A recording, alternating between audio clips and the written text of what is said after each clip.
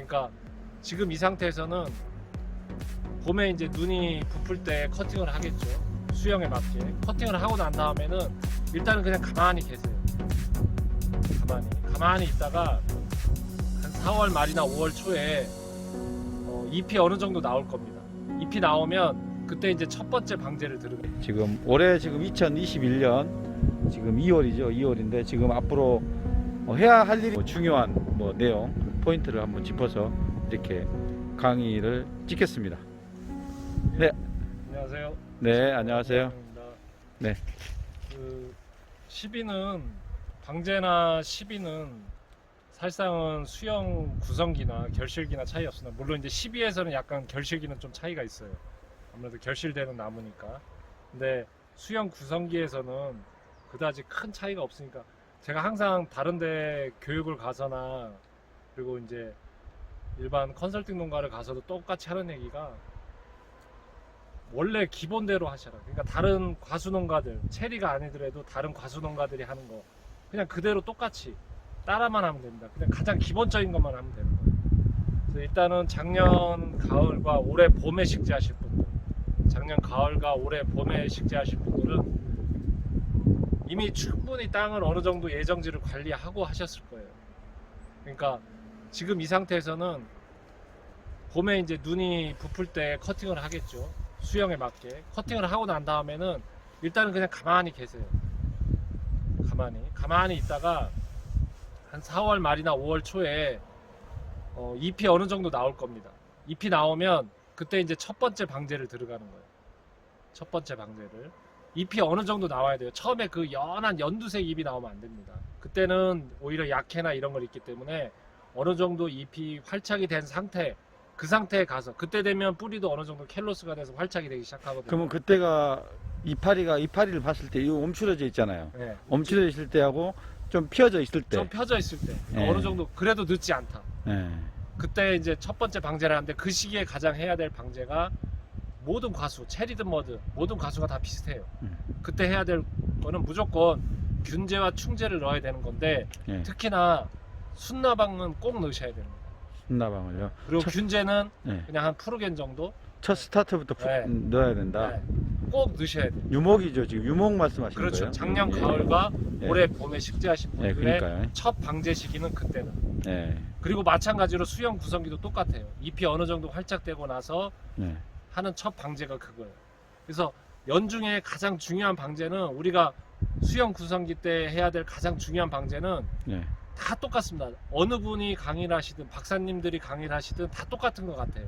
네. 무조건 체리에서는 제가 볼 때는 가장 중요한 건 수영 구성기 때 일단은 순나방을 먼저 잡아야 돼요. 네. 순나방을 잡지 못하면 수영 구성기는 계속 나무를 키워야 되는데 위에 끝순을 찝어버리면 계속 나무는 못 자라게 되는 거예요. 그러니까 무조건 순나방은 잡아야 되니까 순나방은 주기적으로 꼭 잡아주셔야 돼요. 그러니까 순나방 약재는 자기의 농원에 맞게 텀에 맞게 놓치지 말고 그게 첫 번째인 것 같고 두 번째는 그 다음에 잡아야 될 건 노린재죠. 노린재. 네, 저는 그렇게 생각해요.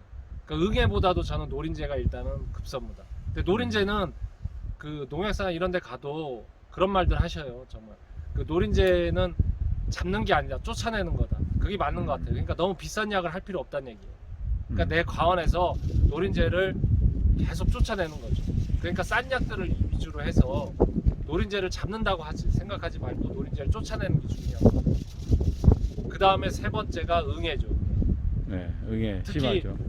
하우스 농가들. 네. 하우스 농가들이 가장 못 잡는 게 제가 볼 때는 응애인 것 같아요.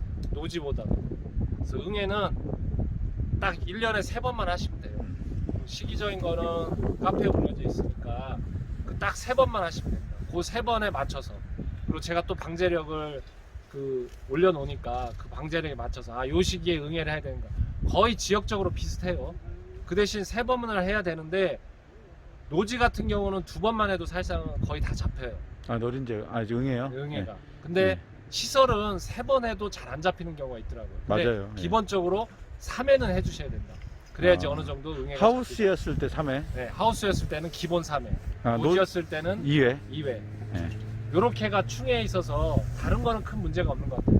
요 세 개가 충에 있어서 꼭 잡고 걸고 넘어져야 되는 것들. 나머지는 그때그때 뭐 잎벌레충이나 이런 것들은 그때그때 약재를 뿌리면 돼요. 그런 것들은 상관없어요. 그 다음에 제가 또 느낀 점에 대해서 이렇게 설명 한번 이렇게 여쭤볼게요. 지금 보시면 유목을 심어 놓고 여러분들께서 막 이것저것 주려고 엄청 노력을 하셔요. 막 많이 자식이니까 많이 주고 싶겠죠. 근데 솔직히 그것을 어떻게 줘야 되는 건지. 기본적으로 그런 것 같습니다. 이 너무 많이 과원에 이걸 많이 줘봤자 얘들이 먹는 건 한정돼 있어요.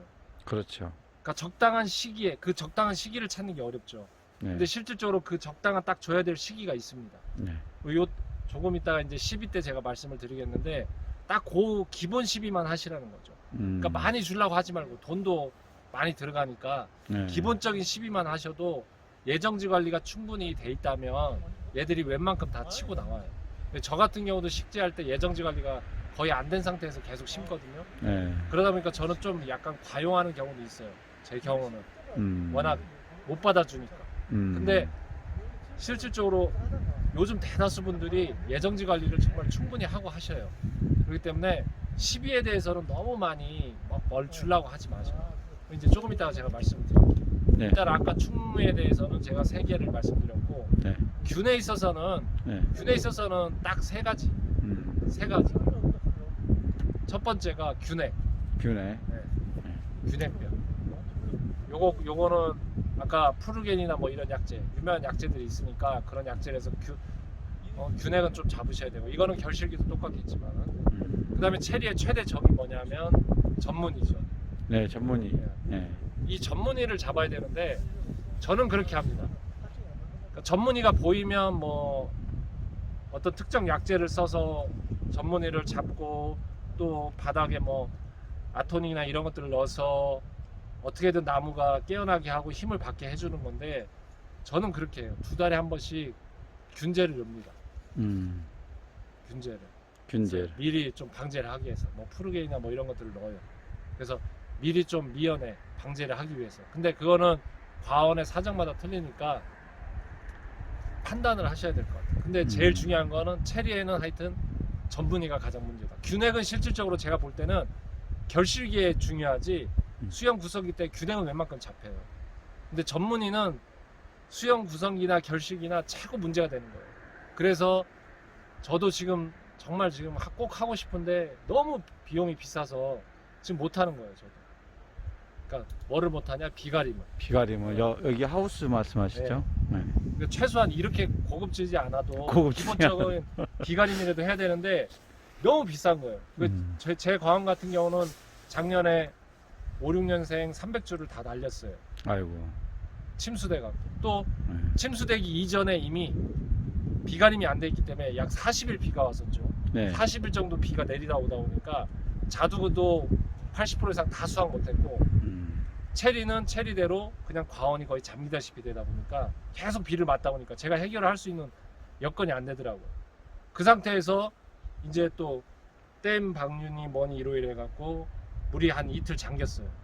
그러다 보니까 체리 같은 경우 제 과원에 있던 4년생부터 6년생은 몇 주 안 돼요. 전 4, 5년생들, 그 다음에 자두 해갖고 한 300주, 300여 주, 자두까지 합치면 대략 한 380주 정도가 다 그냥 다 과원을 다 자르고 이번에 새로 했죠. 그래서 저는 지금 비가림은 꼭 필요하지 않나. 비가림을 딸 때라고 생각하지 마세요. 딸 때 필요해서, 물론 열과를 막아주면 좋죠. 근데 그것보다도 체리가 가장 위험한 게 이 습, 장마기 때 제일 많이 오는 게 전문이. 그런 것들을 막아주셔야 돼요. 최고 우선책은 비가림이죠. 최고 우선책은 비가림인데, 그게 안 되면 일단 증상이 보이면 카페에 올린 그 약재, 아니면 저한테 문의를 하든지 카페에 올리든지, 그러면 많은 고수님들, 저보다 더 많은 고수님들이 다 알려줄 테니까 그거를 꼭 그때그때 빨리빨리 시행을 하셔야 돼요. 위아래로 동시에 투입을 해서 시행을 해야 돼요. 전문의를 꼭 막아줘야 되고, 세 번째는 궤양입니다. 궤양이요. 이 경화되지 않은 가지가 습이나 비를 맞으면 어떤 약간의 상처가 있으면 그 상처를 통해서 가지 전체가 타고 들어가는 궤양이 생겨요. 근데 이 궤양이 익히 우리가 알려졌던 궤양인 줄 알고 그동안 한 2년 동안 엄청 많이 고생을 했어요. 그 약으로 계속 해결해 보려고. 근데 도저히 안 잡히는 거예요. 안 잡혀서 전라북도 기술원과 이쪽 경상남도 기술원에 도기술원에 의뢰를 했습니다. 샘플이 아무래도 가재골롱원에 많다 보니까 그래서 네. 의뢰를 했어요. 네. 두 군데 의뢰를 했더니 균체를 못 찾아내겠다는 거예요. 네. 근데 어떻게든 막아야 되는 거죠. 근데 약은 있어요. 우리가 해보니까 물론 그건 원액을 갖다 해야 되는 거고 그거는 따로 나중에 말씀드리고, 그거보다도 궤양이 생기지 않게 하려면 또 똑같은 얘기 하는 거예요. 경화되기 전에 습이나 비를 맞으면 궤양이 빨리 들어온다. 근데 노지에서 그렇게 하긴 힘들잖아요. 그렇죠. 그게 문제예요. 그러니까요. 그 궤양은 좀 잡아야 되는 거죠. 그렇죠. 그게 가장 문제인 것 같아요. 그러니까 우리가 알려진 궤양은 웬만큼 잡힙니다. 근데 우리가 모르고 있는 궤양들이 있어요. 작년에도 많은 과원들이 그런 궤양이 왔습니다. 하우스든 노지든. 근데 그분들이 기존에 제가 얘기했던 약재 또는 뭐 어떤 유명한 뭐 강의를 하시는 분들 또는 박사님들이 얘기했던 약재를 그분들도 썼어요. 제가 하는 약재 말고도. 근데도 안 잡히는 거예요. 근데 실질적으로 잡을 수 있는 약재는 우리가 수많은 약재 중에서 그 가재꼴림하고 제가 작년에 찾아냈습니다. 네. 물론 이제 기술원들 도움도 있었습니다. 네. 찾아냈어요.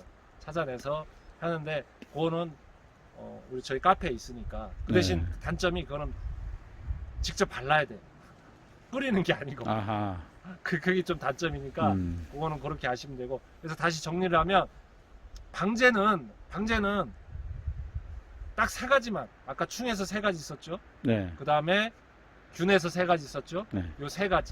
그 음. 다음에 늘 안 하시는 것들이 있어요. 바로 마이신입니다. 음. 물론 마이신이 안 좋다는 분들 많아요. 인정합니다. 저도 마이신 많이 뿌리는 과수를 먹기에 좀 꺼림직하죠. 하지만 농약이 그렇게 나쁜 건 아니거든요. 우리가 감기약 먹듯이 항생제는 어느 정도 먹어야 돼요. 그래서 항생제는 기본적으로 5회는 꼬박 치셔야 돼요. 적어도 3회 이상은 치셔야 된다. 3회 이상입니다. 그러니까 저기 방법대 약한 거부터 이렇게 순서대로 그렇게 해서 꼭 마이신, 요거는 아까 3개 얘기한 거와 별개입니다. 그러니까 마이신은 기본적인 거니까 마이신은 꼭 치셔야 된다. 그리고 마이신도 순서대로 치는 거지 독한 거부터 먼저 치고 그러면 안 된다는 거죠. 제가 그러게 했잖아요. 거기 가면 안 된다는데.